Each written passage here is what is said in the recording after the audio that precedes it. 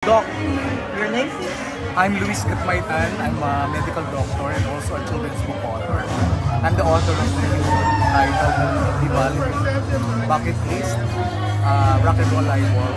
Bakit tayo nananaginip? Pang ilang libro niya na? I think kasi I've been writing for different publishing houses at baka hindi ko mga 70 plus titles na eh. But for Tibal, Are you sure you're a doctor? Okay. pero kasi meron akong series ng mga kwento ni Tito Doc for OMF Literature. Dun sa kanila kasi mga 40 plus titles yung nandun eh. Pero for Vival, may 4 ako dati ginawa ko for Gawad Kalinga project in part sa individual. Pero ito yung una kong series na medyo scientific na nagpapaliwanag ng mga processes ng katawan, ng mga scientific and medical concepts. Kanina you mentioned you'd be putting out books about other body functions. Body functions, yeah. From blank to pupu. Bakit ito ang inuna mo? Ito kasi yung mga everyday na ginagawa natin, na minsan you take it for granted, hindi mo na rin iisip ba't ka nananaginip, pag natutulog ka, kulang ka sa tulog, bakit tayo nag-sleepwalking, yung mga ganyan. Ganun din yung nagpupupo, yung mga mula sa kids, napaka-interested sila sa pupo, ihi, ganun. Pero walang masyadong mga detalyadong mga paliwanag. So, kung bagay yung story, sinagot ko lang yung bakit, pero lahat ng tungkol sa sleep and dreaming, maraming information na nakalagay sa loob. So, kung sa pupo din, papakita ko yung process, pero lahat ng information na dapat ko malaman about paano function yung ating katawan as it relates to pagpupo, ang mga ganyan-ganyan. So parang gano'n. Yung gutom, bakit tayo nagugutom? Basta alam mo lang na basta isang araw parang, nagugutom ako. Anong hormone ba yung responsible sa gutom? Ano ba yung role ng utak? Nagsusumbong ba yung, kunwari yung ghrelin hormone, hunger hormone yan eh. Nagsusumbong sa utak, nagugutom ako, gano'n. So, sabihin ng utak, kumain ka, instruct yung pambagan. So, para ang gusto ko yung mga batang Pinoy, young as they are, parang maalam na sila pag, bakit gano'n? Nabasa ko yan sa book, ganito nangyayari yan. Yung brain natin pala, meron malaki ang role sa pagpagawa ng mga different processes. Umuutos ng brain sa katawan kung anong gagawin niya, sa hormone, utusan niya, yung through the nerve cell, ganyan-ganyan. Gusto mong malaman ng Pinoy, kabataang Pinoy yan, para they become more health conscious for their health? Oo, kasi pag mas alam nila yung how their body functions, parang mas aalagaan mo yung katawan mo, yung sarili mo eh. So, anyway, sa tingin ko, magandang, at lalo pa nagkaroon ng pandemic, in a post-pandemic Philippines, parang yung health literacy na highlight kasi during the pandemic, na mahalaga pala yung mga tungkol sa kalusugan, lalo na yung mga kwento na tungkol sa health and hygiene.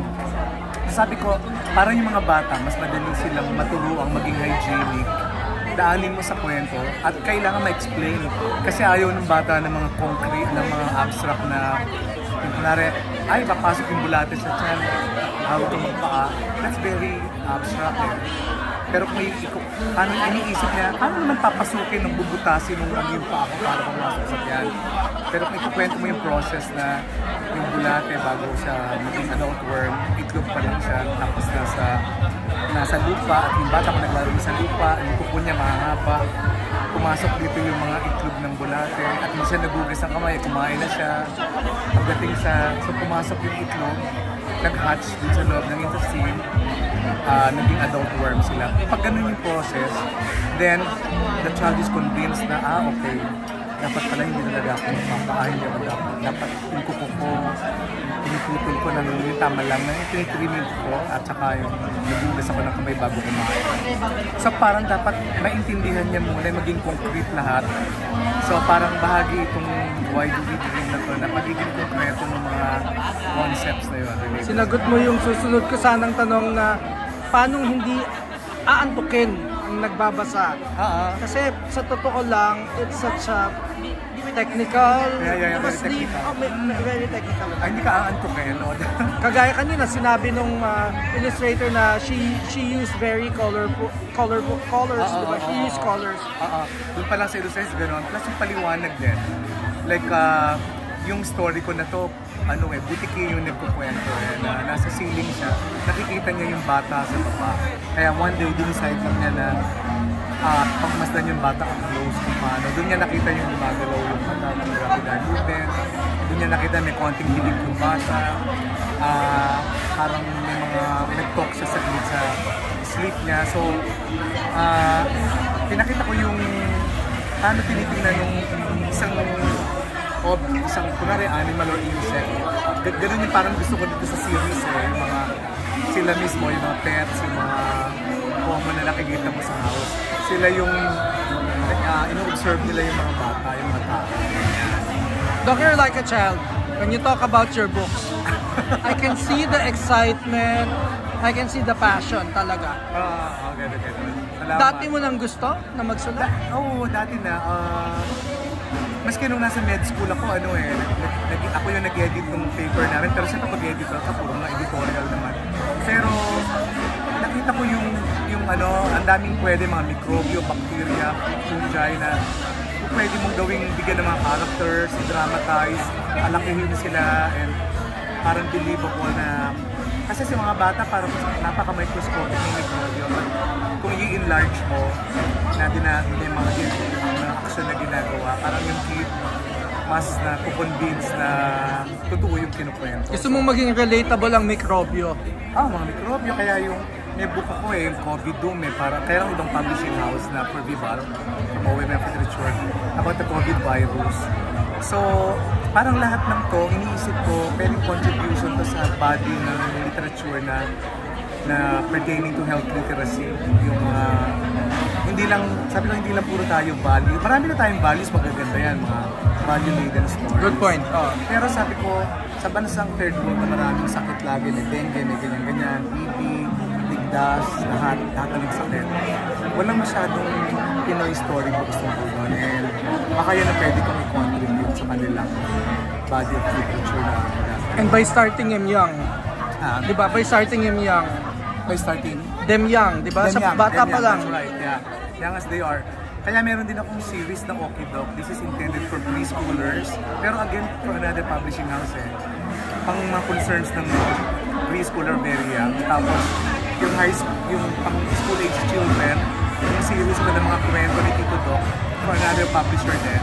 Kaya nung Would Be Ball, sabi namin, siyempre hindi pwedeng ma-duplicate yung ginagawa ko for other publishing house. So, we came up with this series na Bucket List, pun intended, bucket list. Na sinasagot yung mga concepts na paano nagpa-function yung katawan. Na relatable, na part story, part information, na hindi mabubore yung pag-usapan. May mga trivia, and ano pinaka-successful yung title? I guess yung Santusero Sapatos. Kasi na-translate siya sa maraming languages. Meron siyang Danish edition, baka sa Indonesia, Thai, and ano pa pa. Merong Bongo. Kasi naging musical siya ng Cultural Center of No way! Philippines. Talaga ba? In-stage ng tanghalang Pilipino for the past 2 years. Nag-play sa CCTV. Tungkol sa isang bata na may ang tatay niya sa patero. Ang gusto ng tatay maging gagawa siya ng ballet shoes for the daughter. Kaya gusto niya ng anak na ballerina. Nung pinanganak yung daughter, putol yung dalawang paa. So how would the father make shoes for the daughter na walang paa? Yun iikot yung kwento. Where do you get all these ideas? Well, ako nung ako ng patient na may disability, watch ng tatay niya. Tapos putol nga lang isang paa, pero hindi naman dalawa. And then, naisip ko, what if the father of this girl is a shoemaker? Di ba ang best thing na gagawin ng shoemaker is to make shoes for the daughter? Pero hindi niya pwedeng magawa. So, ang ginawa niya, doon pumasok yung paano igagawa. Parang naisip ko, magagawan pa pala ng sapatos dahil may isa pang paa. What if sa story na yung gagawin ko, putol yung dalawang paa ng bata? And then, paano yung sa story na nanaginip yung bata na naisip na sa one day of her birthday, she would dream of a particular pair of shoes. And then she gets to wear them sa panaginip. So taong-takuan may specific pair of shoes. And nag-wonder siya kung bakit. Na nung pala ginagawa sa tatay niya, nung namatay na nakapaglaw siya, nagtuplasan nila na may isang box containing 12 pairs of shoes. Kasi 12 years old yung bata na ay namatay yung tatay. Third to last question, you think eventually you'd venture into other genres? Oo naman. Kasi ngayon gumagawa ko ng mga, may novel akong katatapos lang for Adarna House. It's about the Hukbalahap movement. Mga participation ng mga women sa Hukbalahap. Hukbalahap, okay. Lolang Hook. Na meron kasi kung lolang Hook na member ng Hukbalahap na namundok. Sabi ko, ikukwento ko yung kwento niya. So, nagustuhan ng Adarna House. Ang title niya is ang lola kong, ang sikretong alias ni Lola Nene. Kasi nice. Kalita pangalan niya sa nice one there. Pero Lola Nene alam ng lahat sa kanya. Second to last question, how different is it when it's with Vival? Kasi bawat publishing house naman may kanya-kanya silang... Oo, yun nga eh. Pero ito... maalaga ang Vival din. I mean, lahat naman sila merong certain alaga sa'yo. So, ganun din yung Vival. Very hands-on din sila, maalaga, nagsasuggest pag kailangan. And yung topic namin na to, si Christine Mandigma, yung CEO, siya rin yung talagang sabi niya, baka Luis, pwede kang gumawa ng ganitong mga klaseng stories kasi sa Frankfurt Book Fair na pansin nila, internationally, maraming informational books na lumalabas na maganda yung, hindi lang maninipis kundi medyo makapal and maraming illustrations. Baka medyo gawin natin parang gano'n para maiba to sa ibang ginagawa mo. Finally, anong biggest success mo as author? Biggest success as author? Siguro kung yung bata, yung nabago yung buhay nila, mas naging health conscious sila at naging parang di ba masasabi mo, uy, naging powerful yung mga stories. Naman sila na may respeto sa kanilang katawan, sa how the body functions. Sa tingin ko, at saka yung marami nagsasabi sa akin, parang natuto silang, yung iba gusto mag-doktor, maging psychologist, gusto nila, mas na-appreciate nila yung medicine, yung kalusugan. Or maging author. Maging author. Sa tingin ko yun yung success.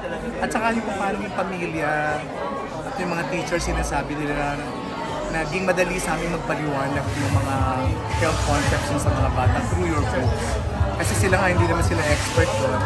So ngayong ginagamit ang DepEd na supplementary reading material yung mga libro sa health, sa MAPE, mas ano sila ngayon, mas parang hindi sila nahihirapang magpaliwanag kasi may tool na yung mga librong lumabas na ganito. Invite them to check out your book at kung saan nila mabibili. Ayan, lumabas na po itong librong Rock and Roll Eyeball, Bakit Tayo Nananaginip or Why Do We Dream. Dalawang edition po ito, Filipino edition at English edition. Kung ano yung mas gusto nyong language na gusto nyong gamitin. This is from Vival Books under ng kanilang Esther imprint. At magiging available po ito sa lahat ng mga bookstores and of course sa mga, kung may mga online shops po ang Vival Publishing, available po ito doon.